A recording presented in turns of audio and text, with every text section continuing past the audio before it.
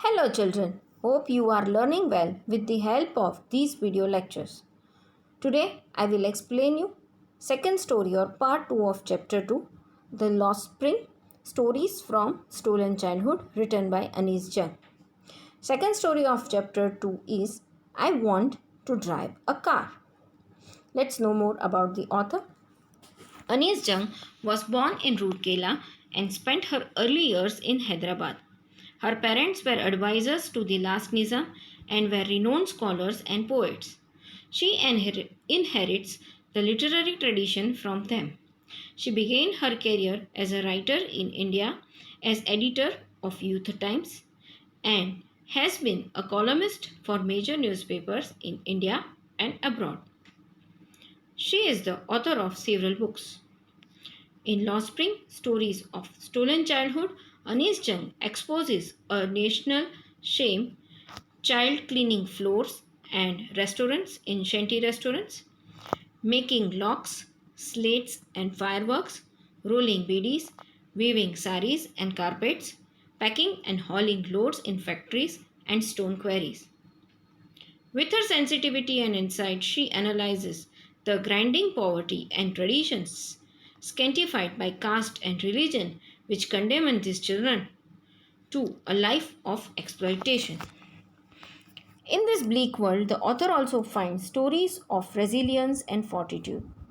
Children who have refused to accept their condition, thus opening new vistas for themselves and others like them. Sahib and Mukesh are two such children. Let's know more about the chapter.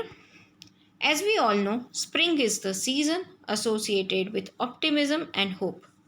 It is also works as a metaphor for the childhood stage of our life. Right from the time we are born until late childhood, every child hopes for new beginnings and bright future. The phase of childhood is all about innocence, energy, and tremendous inclination towards outdoor activities along with fun and play. It is also a time of getting more skill and knowledge and going to school. Here, the main two protagonists of the chapter, Sahib Alam and Mukesh, do not have to carry the burden of poverty and illiteracy. In their stories of exploitation, the author provides glimpses of courage and strength. The story Lost Spring deals with the shameful condition of poor children who get forced to miss the simple joyful moments of childhood because of their socio-economic conditions. These children are not given the opportunity of schooling and are compelled to start working early in life. The author Anis Jung tries hard to eliminate child labor through her book. She promotes the education of children and enforcement of strict laws against child labor by the government. The message given in this chapter is to put an end to child exploitation and let all children enjoy their days of the spring and joy. Main character of the chapter in this part is Mukesh. Mukesh is the son of poor bangle maker. He lived in the Firozabad with his family. His dream is to become a motor mechanic. Many people in Mukesh village are poor and spend their whole life in bangle making. Mukesh is different from the rest of the folk there. He has a strong determination to fulfill his dream and to improve his living condition. Children, for your reference, here I have given expressions which are given in the text with its meaning. Please refer it. Let's begin our explanation with the help of summary of the chapter.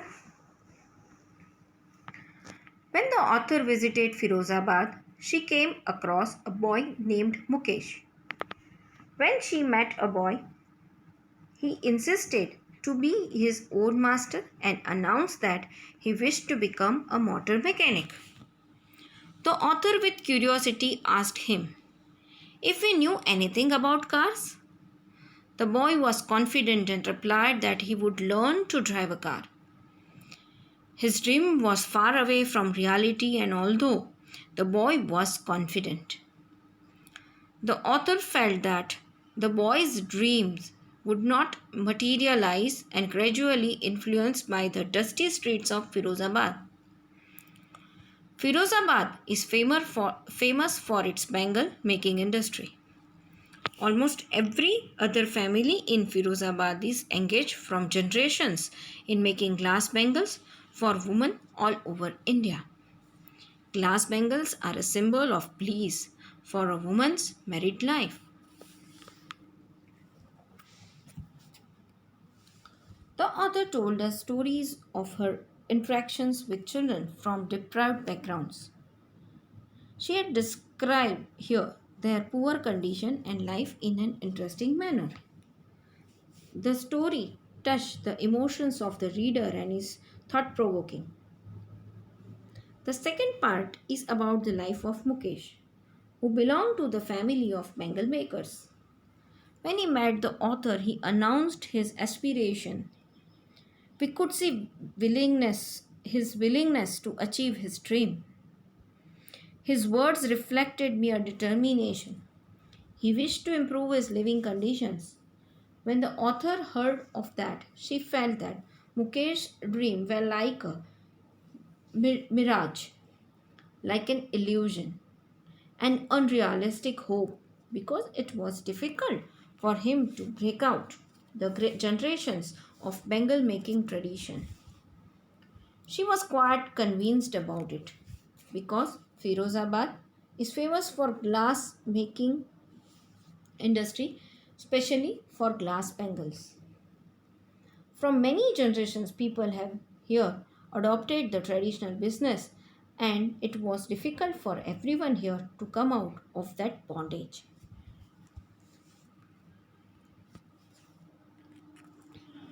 Mukesh family too engaged in making bangles. They were not aware that it was illegal to force children to work in such glass furnaces. The workplace were hot, dark closed rooms without ventilation. The author felt that if the government would take strict action against it, almost 20,000 children would be rescued from these glass furnaces where they were forced to do work with high temperature during daytime. Due to it, they often lost their eyesight also. Mukesh was happy when he took the author to his home. He felt proud and informed her that it was being renovated. His house was in one of the foul-smelling streets with garbage all around. The streets were lined with slums. All the houses were shacks with crumbling walls, with shaky doors, no windows, crowded with families of humans and animals living together like a prehistoric time. Mukesh stopped in front of one such door, hit it hard with his foot, and pushed it open. Traditional business of families of Firozabad is glassmaking. Mukesh family was part of it too. Dingy space without ventilation showed us that they were not doing profitable work. They earned less, which hardly provided them their daily bread. A custom of involvement of the whole family, especially of thousands of children, working in front of hot furnaces in low light, disturbed the author, and she thought that some law strictly should be enforced by the government to stop this. When Mukesh volunteered for the visit of the author to his house, he was least bothered about the unhygienic conditions where he was living, but proudly informed about the renovation of his house. Here, author highlighted the life of some slum dwellers. There is no difference in the residential place of human and animal here. Like prehistoric time, they both live under one roof in same condition. Here she satires on our politicians who were least bothered about the poor dwellers. They entered Mukesh's house, which was like any other house in a lane. In his house, the author noticed firewood stove over which spinach leaves were placed in a vessel and chopped vegetables in a large plate in front of her on the ground. The frail young woman who was cooking for the whole family was Mukesh's elder brother's wife. Her eyes were filled with smoke. She greeted the author with a smile. The lady, a little older to Mukesh, the Bahu, was already responsible for looking after three men, her husband, Mukesh, and their father. She was a responsible person and was worthy to get respect from the family as the daughter in law. Mukesh's father also came in. The daughter in law covered her face with her veil as the custom demanded. The elder man was a poor bangle maker. He had worked hard all his life, first as a tailor, then a bangle maker, but had failed to repair his house or send his two sons to school. He had only taught them the art of making bangles. By giving minute detail of Mukesh's house, the author highlighted here the traditional poverty of these families and their customs. From generations occupying the same work, they were not able to improve their living conditions. Even they were not able to educate their children. They did not have even any basic amenities which is required by any sound family. Big families without basic amenities showed us that there is no growth of them in this traditional business. Everyone's duty is to do hard, laborious work whole day and to earn fist of money for survival. Mukesh's grandfather had lost his vision with dust from polishing the glass of bangles, but Mukesh's grandmother blamed his karma, his destiny. She said that on account of their karma deeds, they were born in the bangle maker's caste. It was their destiny to suffer, and no man could change what was ordained by fate. These people could not think of a livelihood beyond bangle making, or the life they had just seen these glass bangles. One could see these glass bangles everywhere in the backyard, in the next house, in their yard, and even in the streets of the town. There were huge spiral bunches of bangles in different colors like gold, green, blue, pink, purple, and almost of all the color of the rainbow. There were bangles in the neglected yard also. In the dark hutments, one could see four-wheeled handcarts.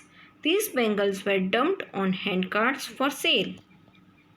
They were pushed by men along the streets of Firozabad.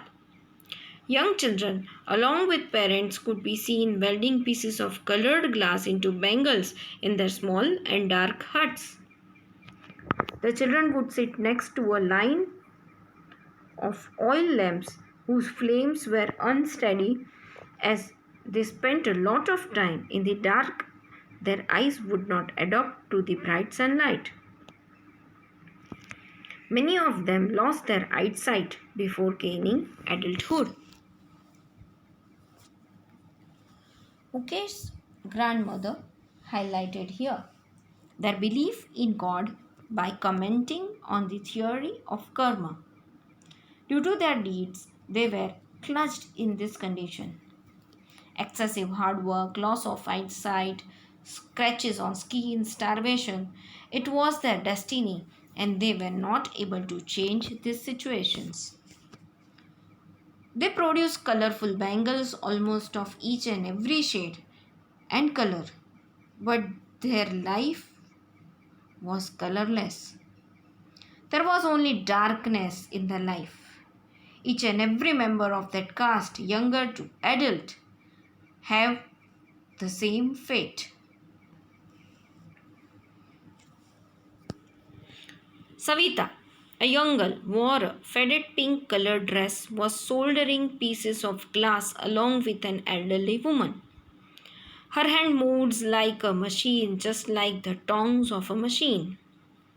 The author wondered if she knew that these bangles symbolized an Indian woman's suhag, a good omen in marriage. Perhaps Savita would realize that once she became a bride, that day she would cover her head with a red colored veil, color her head with her red henna, and wear red colored bangles on her wrist. The old woman who sat beside her had bangles on her wrist but no eyesight. Ironically, after doing a lot hard work, she had never enjoyed a full meal in her life. The woman wanted to say here that they are so poor that they could not eat enough food. Her husband, with a flowing beard, sat along with her, said that he did not know anything other than bangle making. All that he had been able to accomplish is to make a house for his family to live in. Through the example of Savita, ironically, the author commented for this world who are least bothered how they get the most sacred ornament of married woman. Girls or women of Firozabad who made these beautiful bangles, they too had the same dreams like other women to get ready as a beautiful bride and begin their new life. But legacy of this class had not made them enough fortunate to enjoy all the desired wishes. They spent their whole life only after making bangles and to enjoy each and every moment with it only. This legacy even did not provide them 2 times meal.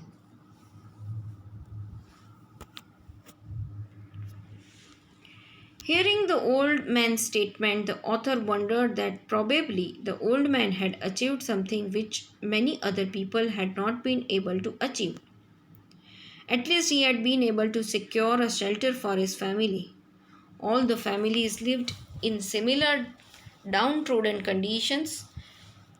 It had been the same for generations in Firozabad. They did not know anything else than bangle making, which did not provide to them enough to eat. Years of monotonous labor had killed their enterprise and their desires. The young man who had entered the traditional profession also had the same complaint. There was no improvement in their condition and they did not have any ability to do something else or to dream of it. These people spend or invest money, first of all, for their business and then they purchase food for the family. Here we can see the pressure of middlemen on these people. To earn money, they do not allow these people to eat their 2 times meal. They were least bothered about it. Here people feel proud if they provide temporary shelter to their family.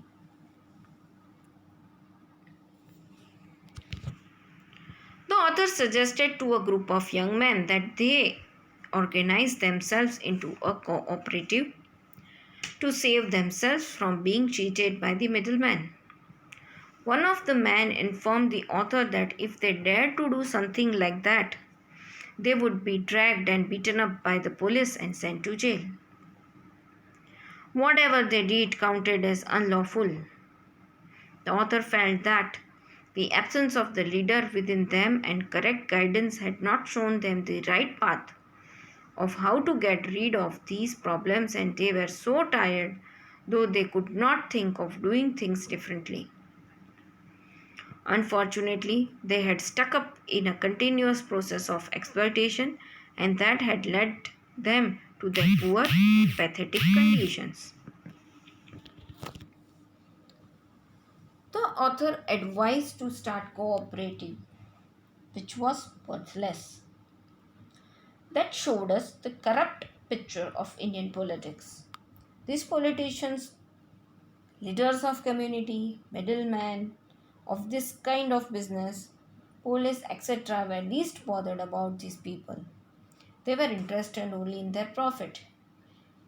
If these people raised their voice against these culprits, they were booked for their fault and forced to visit the jail. Greed, injustice, poverty, etc., are inseparable part of their life and destiny. The author realized the gulf between the two worlds. One was that of poverty-stricken family where progress was arrested by the ban of the caste in which they are born, and the other was that of the sahukars, the middlemen, the policemen, the keepers of law, the bureaucrats and the politicians who exploited others and perpetuated the vicious cycle of creating a world where poor people suffered generation after generation. The author was disheartened to realize that these people were resigned to their fate.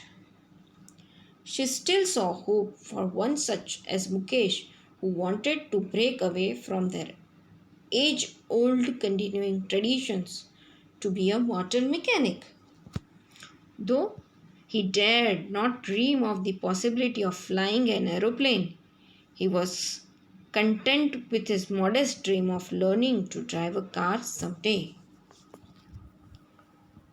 Here, the author showed us the picture of two different worlds of our society and their economic conditions. In India, we know very well that rich become richer and poor become more poorer. These people are trapped in a web of tradition, caste, poverty, leaders, etc. Generations of profession had even forced youngsters to follow the same, even they did not dare to think of other professions. By giving example of Mukesh, the author encouraged these people if they decide and they show some determination and hope, definitely they would change their situation and would make themselves capable enough to achieve their dreams. In the end, we can see the hope through the eyes of Mukesh that these caste even eager to change their economic condition children.